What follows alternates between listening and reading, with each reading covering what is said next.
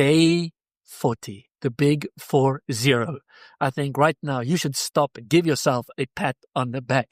You are doing so well. We've got a long way to go, but you're developing this discipline of spending time in God's Word.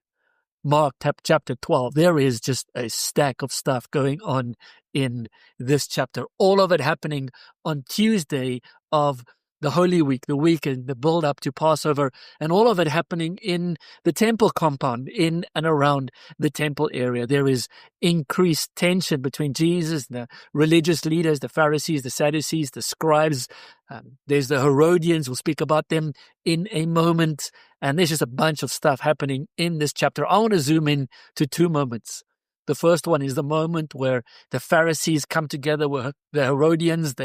We already know, were sort of enemies. The Pharisees committed to the Jews and the Herodians committed to Roman law. Jews committed to the Roman law.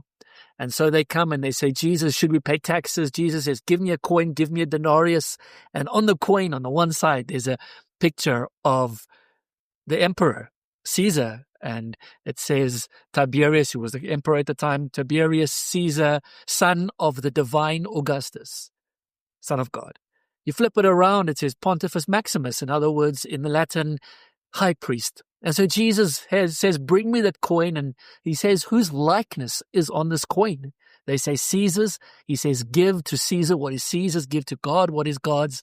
And right there, the Pharisees would have been cut to the heart because they know the wording that Jesus uses there, that right in the beginning, God made man in his likeness. And so he is saying, give yourselves completely to God. I love that story. And then similarly, there's a woman. Jesus is sitting at the temple watching people put money into the treasury. Some people putting large amounts, some people putting small amounts. And there's one lady who comes and she puts in her everything, just a couple of cents.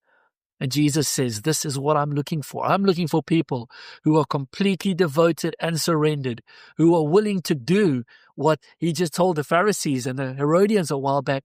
Let us give our everything to Jesus. Let us put our faith, like this woman, completely trust God.